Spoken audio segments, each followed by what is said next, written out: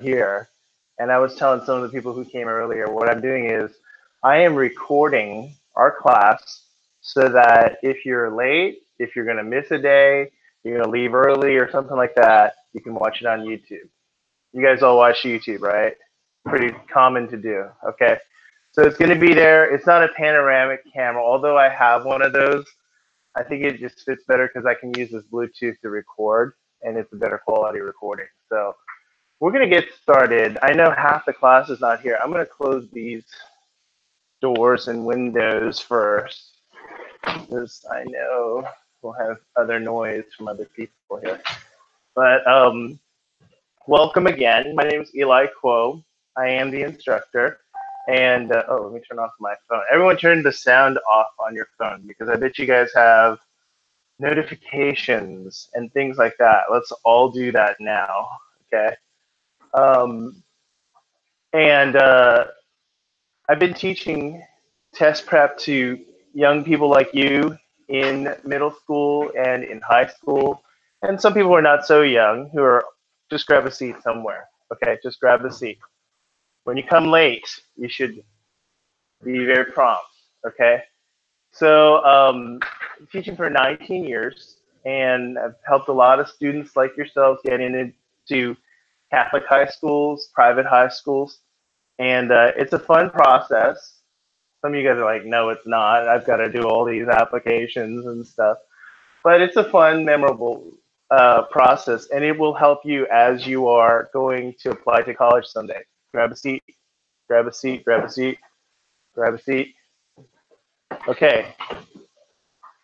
Grab a seat quick. Okay. Blanca, let her in. Okay.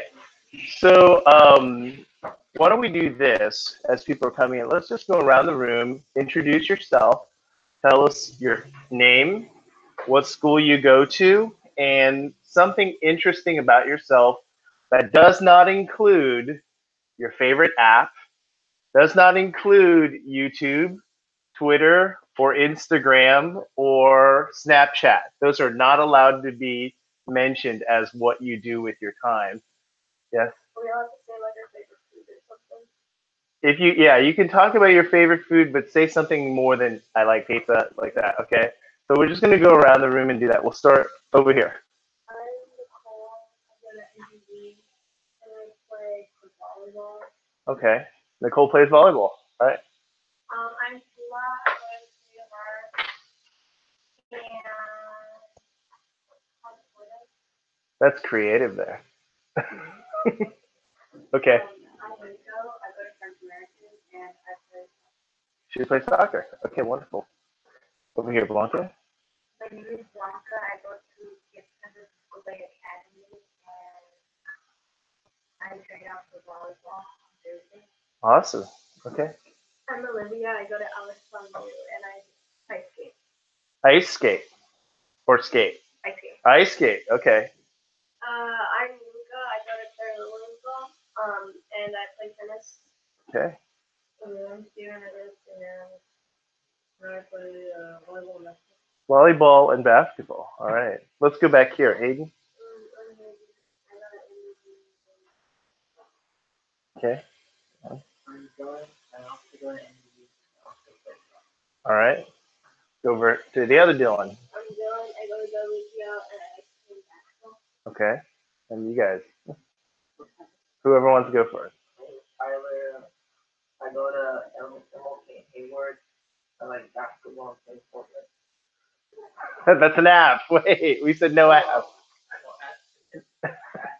Basketball. Okay. Here's the big question since you brought it up. Can you do the Fortnite dance? Some of it is my okay, I have this other class that I taught.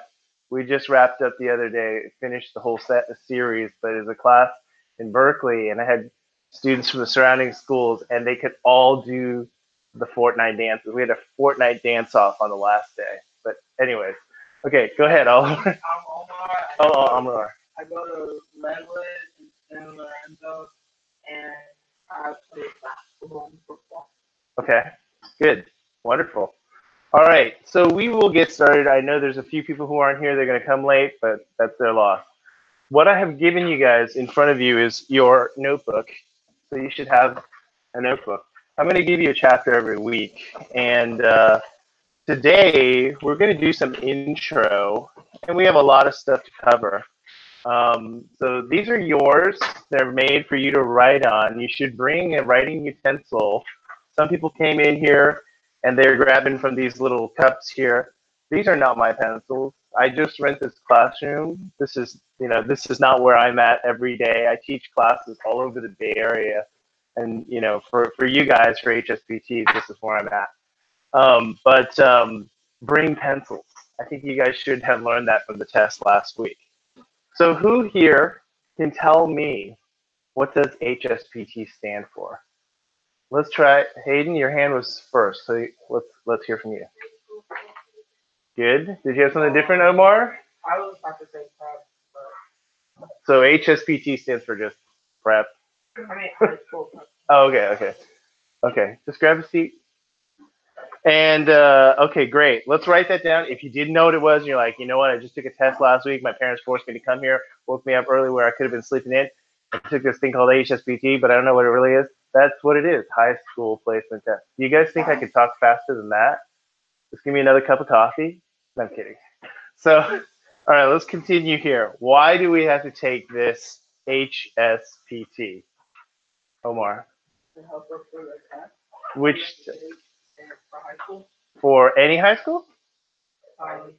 Private? Catholic. Okay, for Catholic schools, yes. So whichever Catholic school you guys are applying to, here in the Bay Area, we have quite a few. What do I need to know to score well? This is just kind of open-ended. Who wants to answer this one? Who wants to chime in? Olivia just shook her head, but I'm going to choose you anyway. So what do you need to know on this? You need to know, verbal, how to, read something and, know what the passage is about. Verbal, okay. How many of you guys, when you did the verbal section, found the vocab a little bit challenging? A little bit? So who thought, oh, that's easy, I got this thing? Olivia's like, yeah, I got that. Okay, so that's true. You need to know some vocabulary for that, right? That also pops up in part of the reading comprehension when they have sentence completion, right?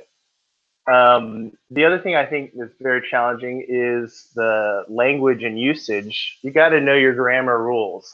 I know at school you guys have been taking grammar and from early years all the way. I don't know if you guys still have grammar in your all's lessons, but it's useful and it's very important to the language section.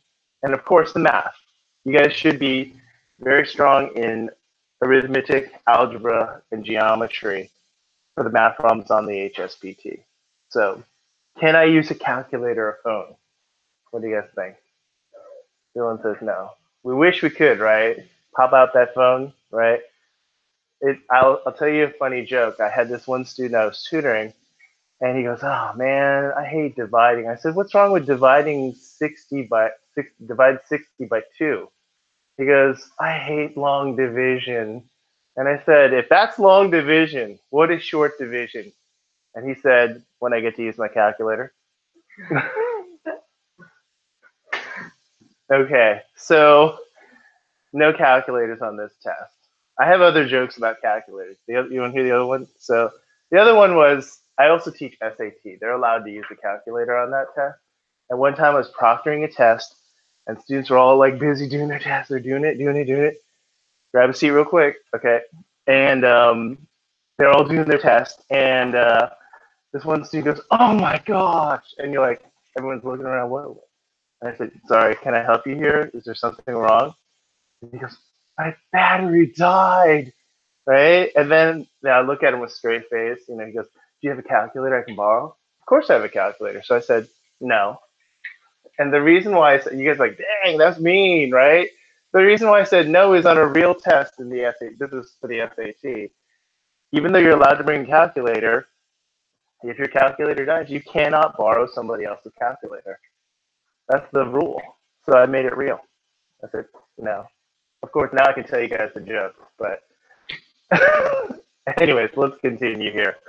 I'm not mean. I just like to tell the jokes to you guys. So All right, so let's look at the next page. This is page 1. We're officially into this. Um, let's fill this in. You guys should have your pens with you. You should be filling this in here. It says the HSPT is a multiple choice test. Okay. There are 298 questions in 5 sections. Okay. We should be very familiar with these so we know what to anticipate on this test. Okay.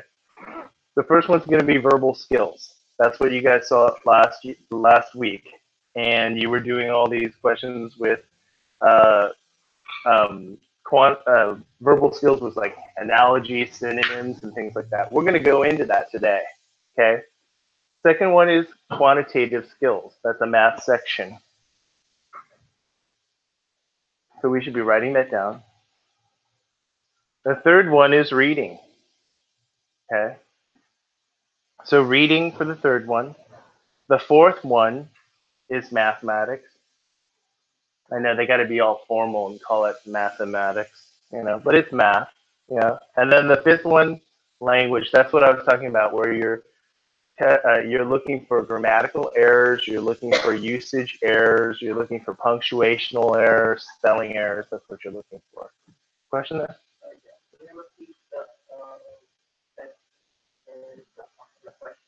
298 questions, 5 sections. Did you need me to repeat the names of the sections? Verbal skills, quantitative skills, reading, mathematics, language.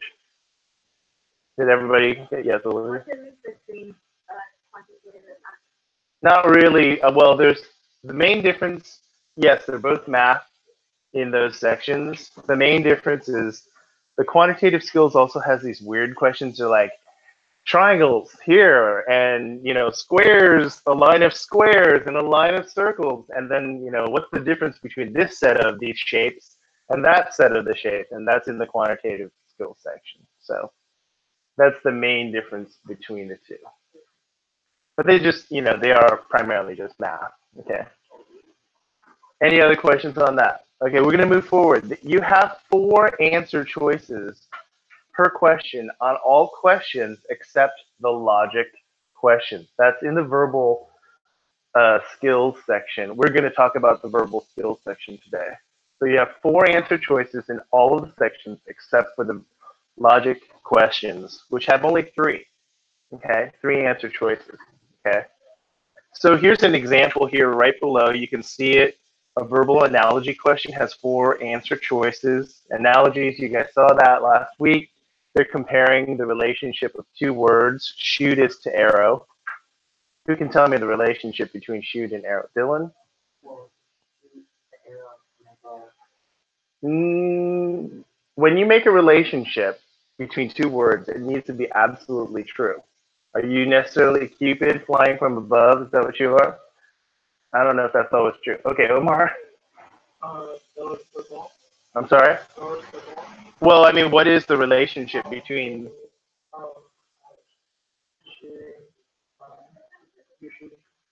hold on a second, William? Okay. This is, for both of you, I want to say this. Don't change the words. Don't change it into shooting. Don't change it into shot. Okay? Because words can have different meanings and different parts of speech, like changing it into... But shoot is a verb, but shooting is actually a gerund, and it functions as a noun. So you don't want to change it into that.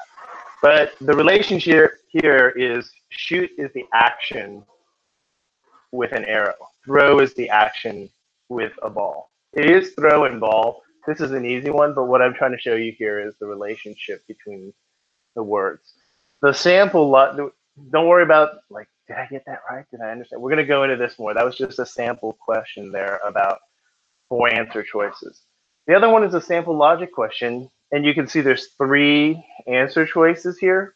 Who wants to read this for me? Let's have Stephen, you want to read this for us? Mary runs faster than Jane. Samuel runs faster than Mary. Samuel's not as fast as Jane. Okay.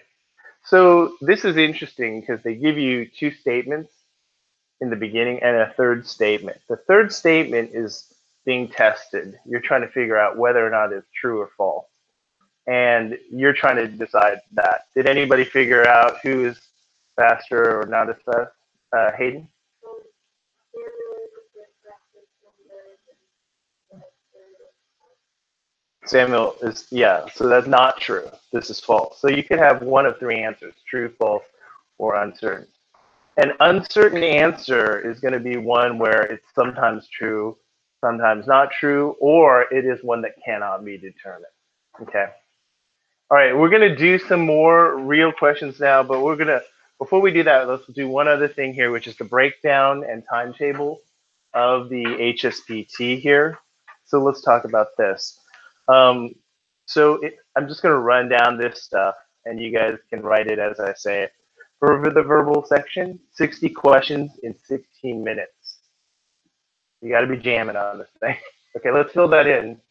60 questions in 16 minutes. Okay. The quantitative skills is 52 questions in 30 minutes. Okay. Then there's the reading section, which is 62 questions in 25 minutes. And the mathematics section, which is 64 questions in 25 minutes. All in all, 298 questions, 151 minutes. So that's slightly more than 2.5. Yes. Oh, did I skip language? Sorry, 60 minutes. 60 questions, 25 minutes. Sorry, I didn't mean to skip that. All in all, 298 questions in 151 minutes. So slightly more than 2.5 hours on that. Question, Tula? That was the mathematics, 64 questions, 45 minutes. Do you guys want me to repeat these again? I'll do it again. Verbal was 60 in 16. Quantitative is 52 questions, 30 minutes. Reading is 62 questions in 25. Mathematics is 64 questions in 45. And language was 60 in 25. Any others? You guys are all good with it? We're going to get past this pretty soon. Last but not least, the scoring on the HSPT. When you guys receive this in the mail, it'll give you a score of between 200 to 800 for the sections. HSPT kind of has their secret formula. None of the major publishers have figured out how to calculate the HSPT score. So if you ever get a book from Peterson, Kaplan, Princeton Review, any of them, they never tell you how to calculate. They just tell you score it by percentage. That's what they do. But it is based on percentage, and so your score is based on the percentage correct. Okay, so let's write that in there. The cool thing is incorrect answers are not penalized. So there's no penalty for wrong answers here. That's the cool thing, okay? And then if I'm stuck on a question, I should skip and come back to it. That's if you have time. You got to be very, very diligent with your time. And if I'm running out of time, I should just fill in everything, okay? There's no penalty. So like if you're like, oh my gosh, there's like 1 minute left, and you're like, I still have 20 questions, fill all of them, okay? We can close this door. I don't think we're waiting for anybody here. So, all right. Any questions on that? Because some of you guys are like, that's crazy, dude. You could like miss a lot. Yeah, you could miss a lot of questions. When there's 4 bubbles, that means 3 out of 4 of them are wrong. That means a 75% chance. If you're guessing blind, you're like, let's make a design, man. Let's go A, B, C, B, A, B, A, and you go back and forth like this, right? Yeah, you can get a lot of them. I'm not guaranteeing guessing works, but this is when you're running out of time because as all of you guys found out when you took the practice test, this is a speed test, right? The speed test. So there's some things you either know it or you don't. Don't use up too much time when you do this, okay? Any questions before we go into the verbal skill set? Any questions here? All right. Yeah, Tula? I'll be grading those and getting them back to you. So, yeah. Any other questions here? Okay, let's talk about the verbal skills subset. So verbal skills subset is always the first section of the HSPT. We should be writing this in. First section of the HSPT. It has 60 questions in just 16 minutes. The verbal skills subset has 5 types of questions. They are the following: analogies. Second one is synonyms. The third one is logic. The fourth one is verbal classification. You can just write classification. And the last one is antonyms. I don't know if you guys even remember all these types of questions. Some of them are easier to remember because you know what analogies are, you know what synonyms are, you know what antonyms. We'll talk about logic and verbal classification today because they're very different. The one thing about this section that's really strange is the question, all 5 types are just randomly thrown in there. There's no specific order and they'll pop up. Sometimes you'll get, oh, I got 2 synonym questions in a row, or I got a synonym one, then I got an antonym, then I got an analogy. They could come in any order. So it's going to be random on that one. Well, let's look at this example here. Let me have, let's have, Nico, you want to read this one first, the first example here? Okay, pause for a second. So you might be wondering, why'd you stop me? I didn't even read. I just read 2 words. So before you do anything, I know that you guys may, most of you probably go straight to the answer choices and you start reading the answer choices. Some of you guys have taken my classes before. Why do we not go straight to the answer choices? William hasn't, but let's hear from him first. But let's hear.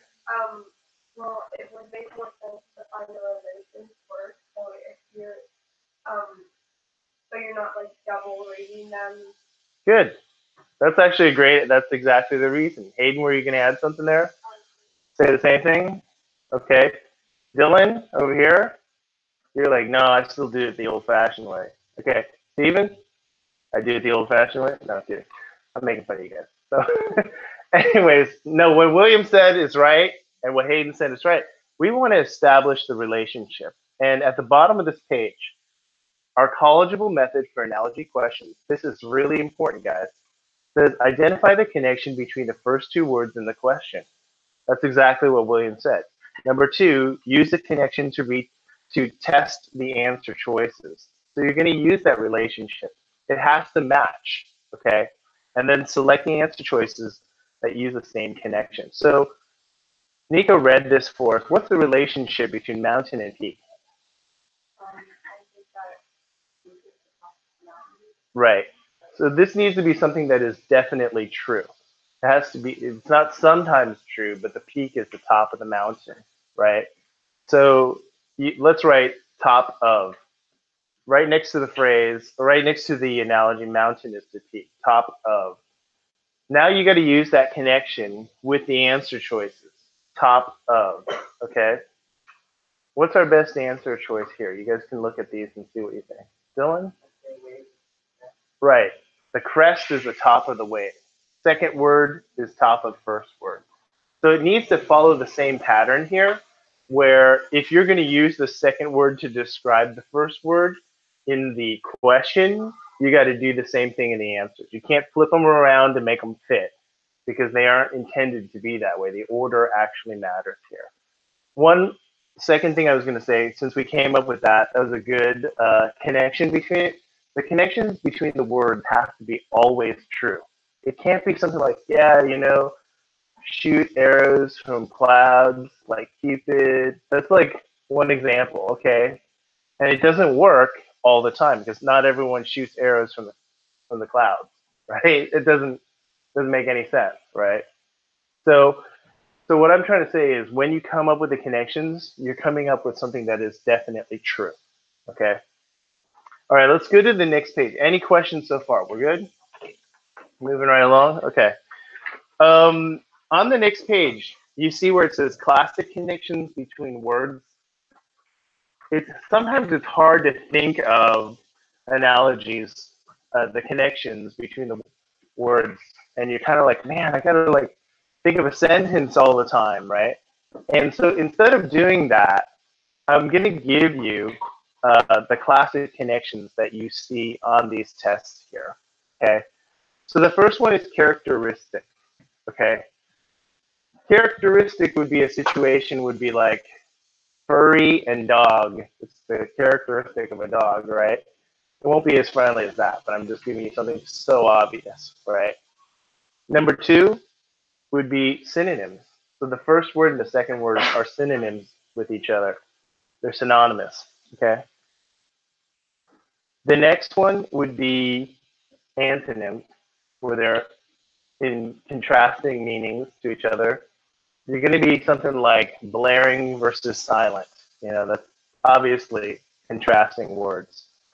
The fourth one is going to be part to whole. Part to whole means that the first word might be an individual, like student, and the second word might be something like class. A student is part of a class, right? The fifth one here is part to part. Part to part would be like your hand and your foot are both parts of your body. One is not part of the other, right? Does anybody need me to repeat any of this? You guys are all good? You're writing it down? Okay. The next one is more to less. This is very interesting because it could come in either order. It could be the first word is more and the second one is less. Let me give you an example. So if the first word was blaring and the second word was just loud, they both deal with like volume. Like one is extremely loud and the other one is just loud. Or you could have the order changed where it's loud and then blaring, so it's less to more. Okay, that happens a lot on the HSPT. Okay, then we had more to less. Number 7 is cause and effect. Okay, cause and effect. And then cause and effect is pretty obvious. If you had an earthquake and then you had damage, cause and effect, right? That's pretty obvious. Number 8 is type. Type of would be like the Dalmatian is a type of dog. That's pretty obvious, right? And then number 9 is function. Function would be something like the primary function of a shovel is to dig, right? So if it shovel and dig, you're like, oh, the one thing I want you guys to be aware of is a lot of students just say, they just use the two words like directly. I use a shovel dig to dig, right? But that's not the relationship between the two, even though you're making a sentence and you're saying, I use a shovel to dig. You want to create an absolute relationship that is true. So the function of a shovel is to dig. That's a more absolute relationship. Okay. Other options with a shovel, if you've ever watched a mafia movie or like a New York gangster thing, they're like, we used the shovels to take out those guys because we didn't want to leave any prints or any, bullet shells or any. Okay, that's my New York mafia accent. But anyways, so that would not be the primary use of a shovel. So don't think of that. Okay. All right. So the next point I want to make here. Any questions on this?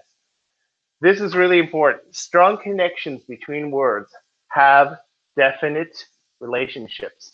That's why I was kind of joking with that New York Mafia thing. That's an extraneous example, okay? If you start thinking of things like that, those are not the things you want to use for your connections. The way how do you test to know whether or not the connection you made is correct? Well, say to yourself, is this always true? Is this never true? Why are always and never good forms of testing? Does anybody know? Anybody? Want to guess? Always means 100%. Never means 0%. And those are very absolute things, okay? 0 means there is no exception. 100% means it's always true, no exception, okay? That's what that means. If that doesn't feel comfortable, try to say to yourself by definition. Like by definition, a shovel is used to dig, and you're like, okay, that's true by definition, right? So, and then don't think of other things like the New York Mafia. Okay, so weak connections are only sometimes or partially true, right? Sometimes or partially. And some of you guys are like, well, what do you mean by partially? Well, that New York Mafia thing, you know, the Mafia, they use shovels to take out those people, right? If you're in the New York Mafia, that's only sometimes true. That's a weak connection, okay? Don't use that. Don't use that as your connection. How's my New York act? You don't like it? Okay. Okay. I'll stick to teaching. I'm not in the Mafia. So those are weak connections. They're only sometimes true, partially true. Okay, so that test right there, sometimes, seldom, and maybe. If it's only partly true, maybe true, weak connection. Not going to be the right answer. What I'm also going to tell you guys is sometimes you'll see some words in the question. You're like, yeah, I can connect those two, and then, or I don't know these words, and then you go to the answer choice and you're like, well, how do I get rid of these? If the answer choices have weak connections, you can knock them out just like that. So this is also good for you to test out the answer choices. Let's start with one of these here. Let's go with let's start with Omar on number 2. Can you read just the first 2 words and tell us what's the connection? Food is the body. Food is the body. What's the connection there? Don't read the answer choices. They're not going to tell you I'm the answer. What's the connection between food and body?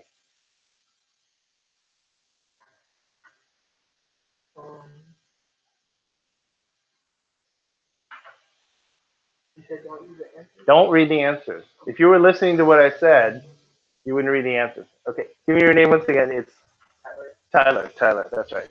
Go ahead. You need food. You need food. I mean, in your body needs food.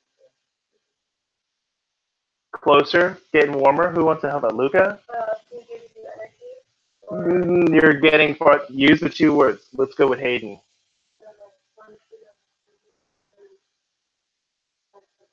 Function. Okay, he went back to the list and he thought about those classic connections. The function of food is to help the body or to feed or nourish the body. So function. Okay, now let's go down here and it's going to be function is to feed. Okay, let's read, Omar, I want you to read these and say the function of the first word is to feed the second word. Read it like that. The function of fuel Is to feed the engine. Yeah, function of fuel is to feed. Sounds okay? Let's hold on to it. Read the next one. function of that is to feed the ball. Does that sound right? Feed the ball? No, doesn't sound right. Okay, next one. Function of the kite is to feed the fish. Starting to sound weird, right? Some of these are like absolutely not, no connection. Okay, next one, Omar. Gas. Oh, wait, the function of gas. The function of gasoline is to feed the oil. Does that sound right? It does? Okay. He's like, I was like, but then he goes like this. So it's like, yes, no.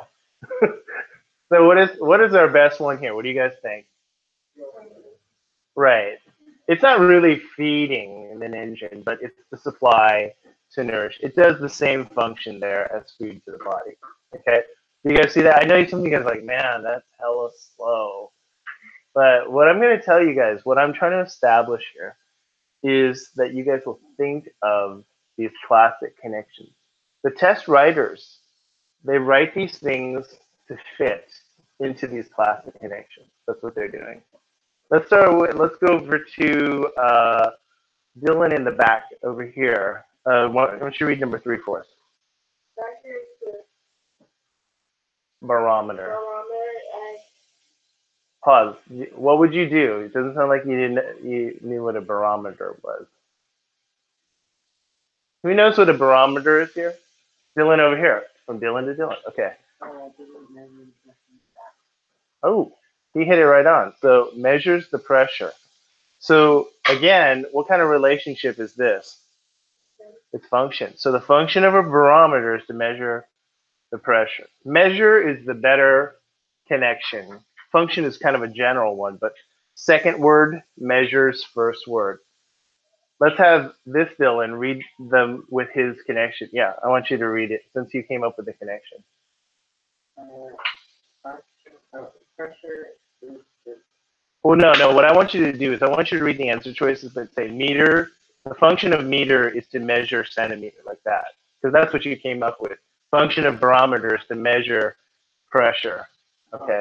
okay. So the function of that is to measure is Yes or no? Yes? Right, yes or no? Yes or no? It's a no. He's trying to do it too. So it's a no. I think you guys are all saying no. Okay. And then what about the next one? Go ahead and read those. Second word is a function of rate. Rate is a measure. measure That doesn't sound right. Okay. Read the last one. function of thermometer is to measure. And what do you think? He's giving us the real nod. Okay, good. Yes, that is correct. So D is your best one. But you guys, I know some of you guys are like, you are slowing me down by making me read it like that. But you guys can see how we definitely get the answer, right? It's not like iffy anymore. You definitely get the answer. Let's go to number 4. Let's have Tula read that one. Measles is What's the relationship between the two words? type. Type, correct. Measles is a type of disease. So she's starting to use these classic connections. Okay, read the rest of it. First word is type of second word. Musical is type plus. Type of plus. Type of plus. If it sounds weird, it's not right. Okay, let's go to the next one. Mutable. Yeah, mutable. Mutable is type of thing. Okay, what do you think? What does everybody else here think? Tyler is saying, he's saying yeah. It isn't a type of, but mutable does mean changeable, but not good enough. Okay, let's go to the next one.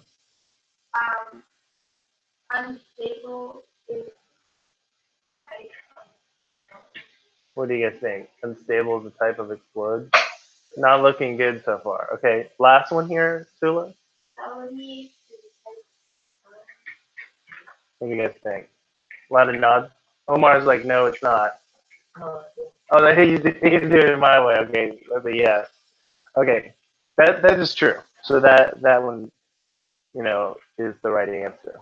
Let's go over here to Olivia, number 5. I want you to try that one. Okay. Pencil is constructed, so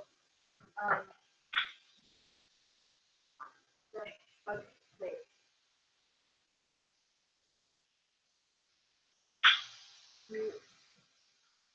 Construct the action of constructing a pencil. Yes, but don't change it into sharpening. Keep it as sharpen. So you sharpen the pencil. So do I need to read that? Okay. If you were to choose one of the 9 relationships, what would it be? A function. It would be function here. So sharpen is a function for the pencil. Yeah, for the pencil. Okay. Try that second word, function for the first. Okay, go for it. So do I use sharpen as Yeah, you could say sharpen is a function for the pencil. so I'm reading the answer. It's like so. Yeah, you're gonna read. So you're gonna say build is the function. Is a function of Parkinson's. What do you guys think? William's already like, no. Luca is like, he's given this. You know what this is? There was this NBA player a long time ago named Dikembe Mutombo. Do you guys know who he is? He used to do that. He was like a 7-foot tall player who'd go like this to anybody after blocking their shot. That's Luca, the intimidator. He's like, okay, you guys don't even know who that guy is, but okay. So wait, so we're like looking for the comparison that is like That fits the same connection. That's what you're trying to do. Build is a function for the carpenter. You build the carpenter. Because you sharpen the pencil, right? You don't build the carpenter here, okay? You fill the well. You fill the well. Because you sharpen the pencil. Right, you fill, yeah. So it's really, the verb is performed upon the second word. That's what's going on here.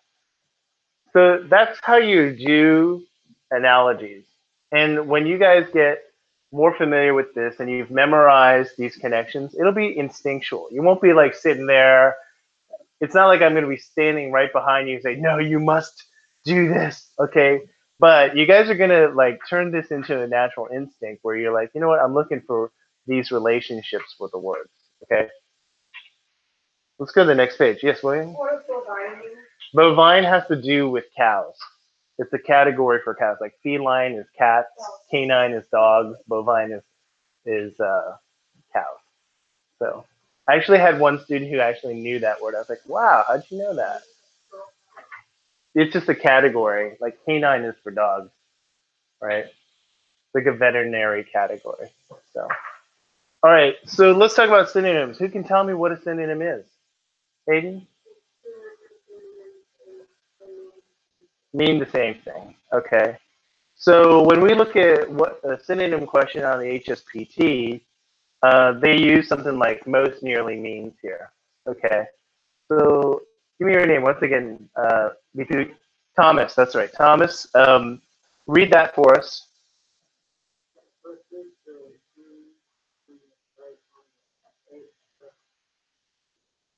And then read the question below that.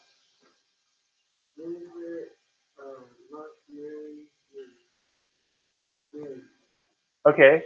In your own words, before you look at the answers, don't look at the answers for a second. What does meager mean? What do you think, Thomas?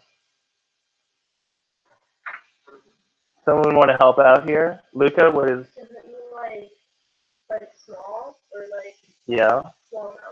Yeah, I always think of meager portions, right? If you went somewhere and you're like, man, that wasn't very big, like on an airplane or something like that, meager, right? So very small. So what's our best answer here? Scanty. Okay. So what I want to emphasize here is our method. And our method, and I do this with the students who took my SSAT class, I did the same thing. And this stuff is on the SSAT just the same way analogies are. Cover the answer choices. Okay. I don't want people to jump to the answer choices. By now you guys have figured that out, right? What I really want you guys to do is think of the word. In this case, it was meager, right? Define that word in the question, think of the synonym, and then match your synonym when you lift your hand. You're like, hey, that's exactly what I was thinking of, okay?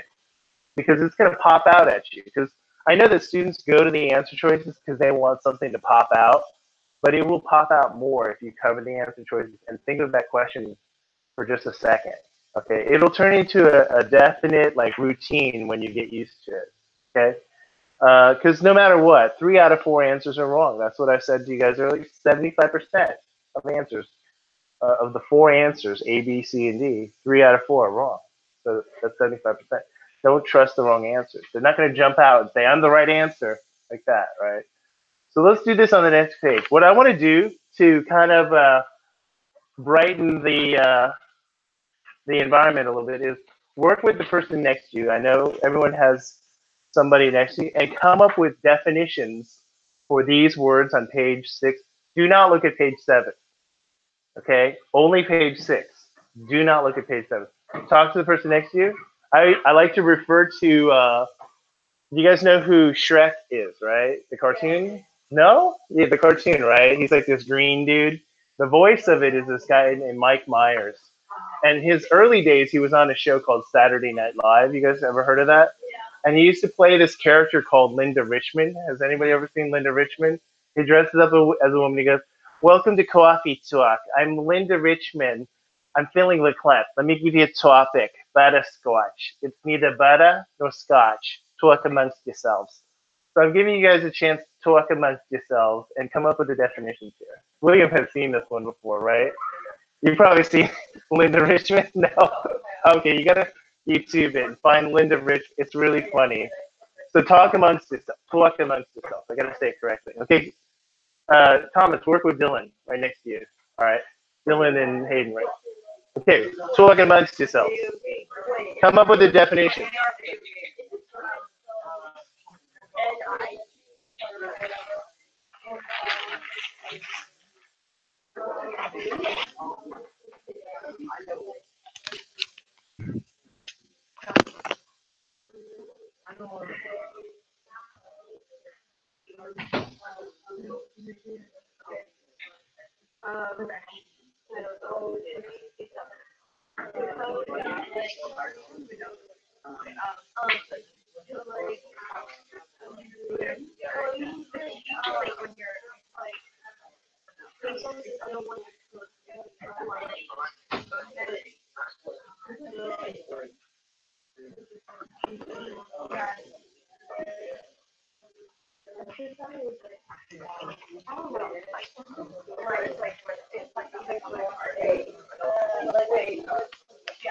Yeah.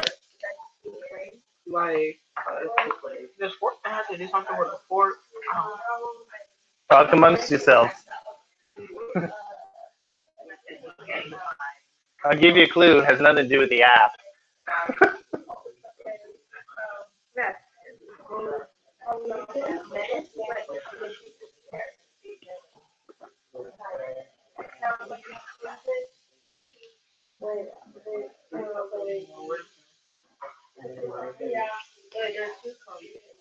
Oh, for one of the oh, sorry, I should mention that I made a mistake on that. I'm printing it out. One of the collusions should have been, I'll write this word, capitulate. Okay. Okay, so cross out the second collusion and write capitulate. Sorry about that, guys. Capitulate.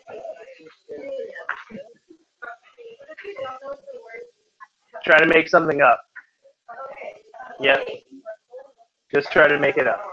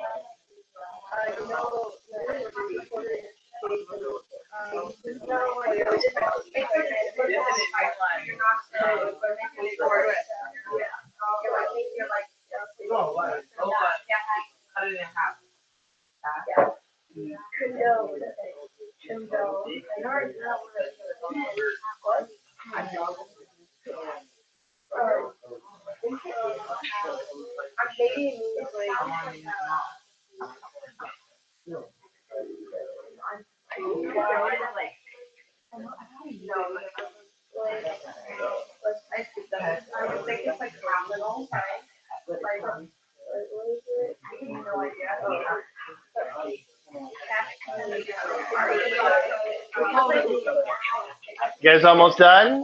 Almost done? No, still working on it? Okay.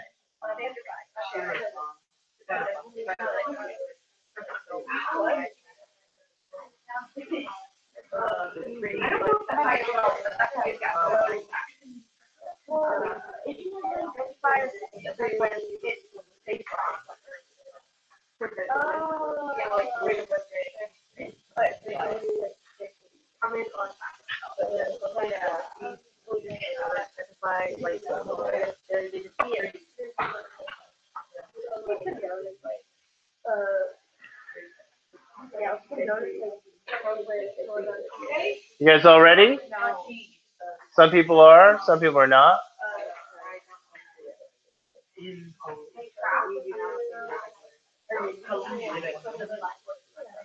Okay.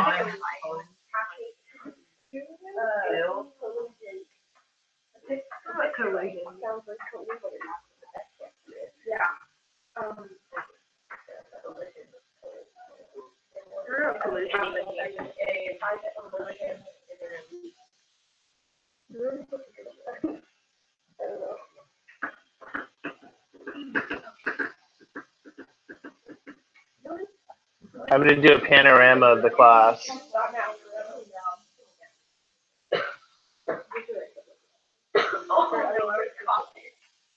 that kind of killed it, Steven. Don't move. It's not meant to be a move. Oh, it's not very good. Yeah, let me do that one more time. Don't move. Okay. All right. Okay. Yeah. All right. Let's get to the answers now. Let's talk about these for a second. Um, who wants to answer number 5? I bet you have to play the game first of all if you answer number 5. Let's hear new voices. I keep hearing from these fellows here. Who else plays the game? Nobody? Just these two fellows play the game. Used to. Oh, you didn't even know what it is. Okay, so it's got to be one of the guys who plays it here. I know, but I want to hear it from someone who actually plays it. Let's hear from William. William. 14 nights or like 2 weeks. 14 days. Oh, darn it! I should have chosen someone who didn't know the right answer, but that's what it is. It means 14 nights. It's an English word. How many of you guys watch Wimbledon? They always call it the fortnights at Wimbledon. That's what they always say. Yeah, it is not just the video game which has all these weird dances on it and all these kind of things like that. Wait, for those who didn't know what it was, what did you guys write on here? For video game? Video game? You didn't write anything? Who else? I was hoping to find somebody. I was actually hesitant to choose Hayden because I thought he probably knows this word. And then William actually, yeah, both of them knew that. I wanted someone to say, is it the app? Right, but it's not. Okay. It means 14 days. Okay. Let's go to the next one here. Let's go with, right next to William, let's go with Nico. What is impose? Assume? Okay. Anybody else have a different one? Omar? Disturb? Not necessarily. Is that what you wrote? Disturb? Olivia? To force something on. I like that a little bit better. Okay. Let's go with Blanca. What did you say for acclaim? Famous for being really good. Okay, that kind of fits. Tula?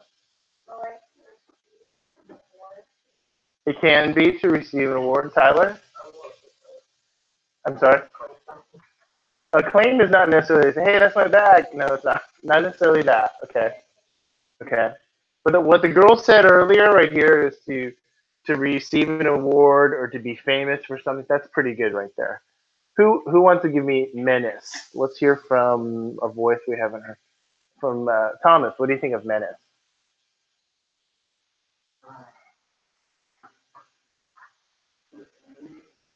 I'm sorry? Good. Where did you come up with that?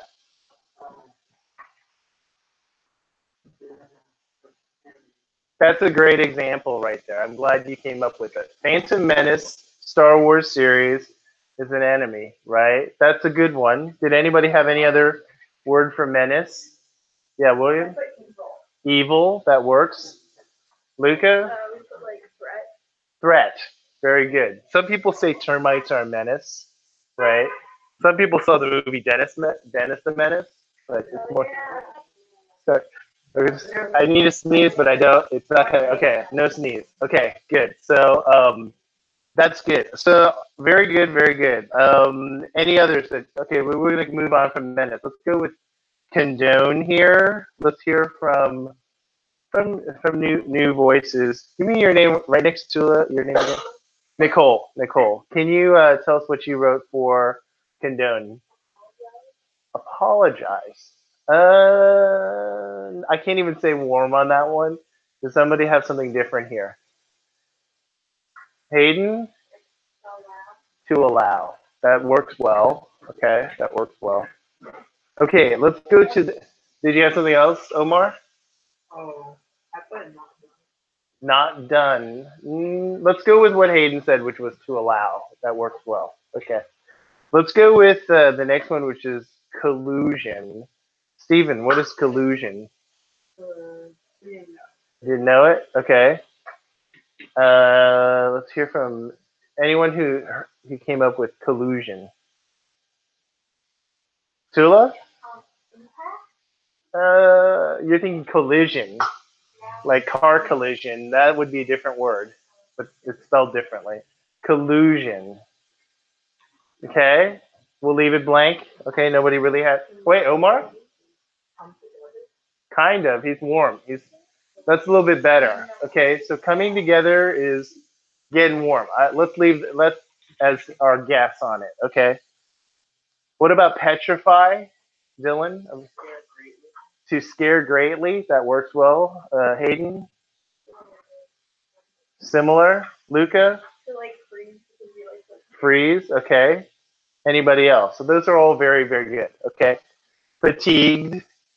Who had fatigue? Let's hear new voices. New voices. Olivia. Exhausted works well. Okay. I don't know if there's anything better than that. And then the last one was, I wrote it on the board, capitulate. Did anybody come up with a definition for capitulate? You Italian or something, Stephen? Or what? Wait, William, you know this one? No? You're going to guess that? Like from I would put private ownership as like capital. Oh, not exactly close. I know what he's thinking. He's thinking the word capital, which means something financial, but it's not the same in this one. We'll leave it blank. Oh, wait, Olivia. Not exactly. Okay, who else wants to throw something up here? Dylan? Okay. Okay, Omar. I'm kind of fizzling on it. That's like what I sound like. I'm fizzling. No, okay. Omar. I'm sorry? Not really warm. Okay. Okay, let's go to the next page. The next page, the reason why I said don't look at 7 is all of these synonym questions, you've basically done the step of defining it before looking at the answer choices. So let's work with the person next to you, talk amongst yourselves, and try to answer these questions. Okay. That would have been funny, right? An app. That would have been funny.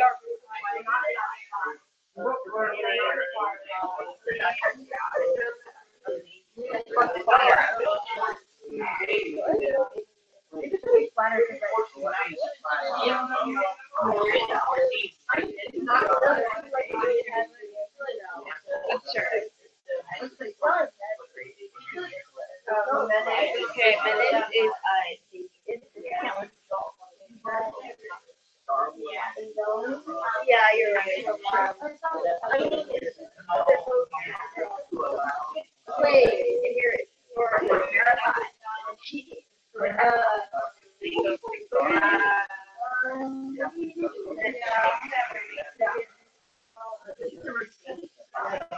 Work with the person next to you. Talk amongst yourselves.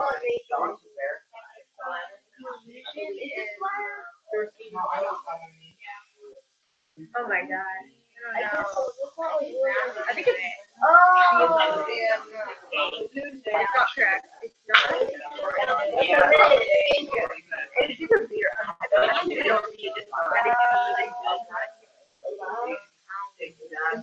they're correct.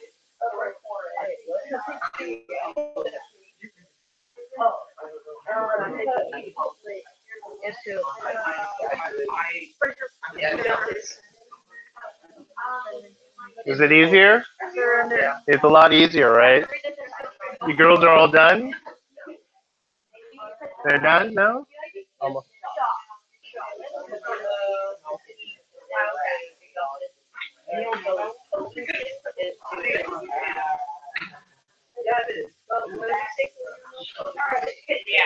Yes. No? Okay.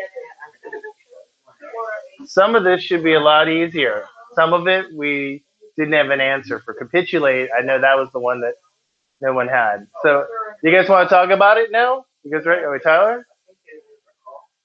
For which one? We'll come to that in a second. All right, let's talk about these. So number 5, the answer is not an app. Okay. What was the best answer? Let's just go straight down the line here from Dylan over here. What's the best answer for number 5? Yeah, 2 weeks is the best one. Thomas, what's the best for impose? Does anybody remember? I think one of the girls over here, I think it was Olivia, came up with the best prediction. Oh, was it? Wait, what did, who came up with him? I forgot who did it a while back. But impose would be something a little stronger. Hayden? Not exaggerate. Omar? Not exactly. Luca? It's require. So if you heard something like the government imposes taxes on everything, so they require taxes on anything you buy, has sales tax on it, right? So it's imposed. Okay, let's go with Dylan here, and then what did we get for a claim? I don't know about initiate here. Do we have somebody different answer? Luca? We said maybe flatter. Flatter? Hayden? I would go with the amazement here. Okay, if you said something like this movie opened to much acclaim, that means a lot of people were wowed by that movie. Not flattery is like telling somebody, oh, you're the best, you're the bomb, whatever and stuff, and you don't really mean it. You know, you're like, not well. Flattering is not the same as flattery. Flattery is when you're not genuine and you're saying things to make somebody feel good, like, oh, you're the best, you're the bomb, and you're all that, and a bag of chips, right? So that's not necessarily genuine. Okay. Okay. All right. Let's go to Menace. You want to tell us what you got on that, Hayden? Dangerous, correct. Okay, William, what'd you get for number 9? Number 9, I said approve. Approve is correct. And then number 10, Nico, you get the fun one. Not exactly. Who's here? Omar? Steven? Surrender. That is the right. I remember the 6th grade. You do? Really? How did you figure it out? Wait, let's hear. What?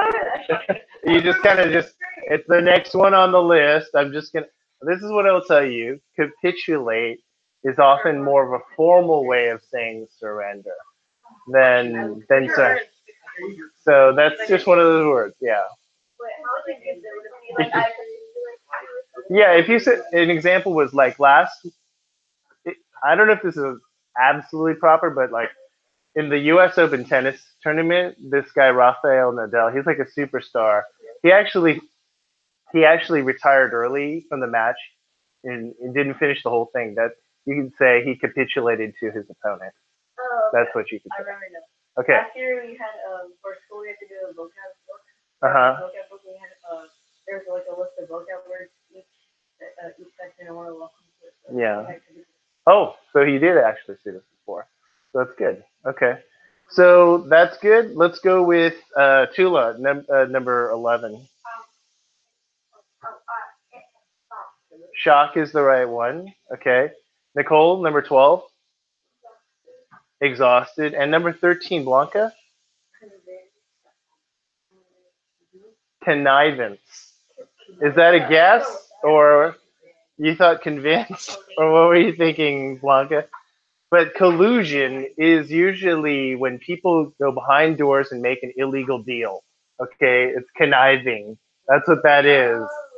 Yes, Dylan? It means doing something that it's not a good thing, like it's a deal that is illegal, or it's like kind of an agreement that's illegal or something that should not happen. That's conniving. Not a felony, but it's like, I mean, it's kind of like making deals that should not be done. Yeah, it's like insider trading or something. It could be a felony, maybe. Yeah, so, yes. Yes, if you want to, just so you'll have the right definitions. You shouldn't leave the wrong definitions in there. So, but does everyone see how that kind of worked there, where we were doing that with those words? Okay. Let's do this. Let's take a quick 5-minute break because we're right now at 10:02, and I know we still have a little bit of time. So why don't we do that? Is that cool for you guys? Let's do that. You can get up, go to the bathroom, do what you need to do.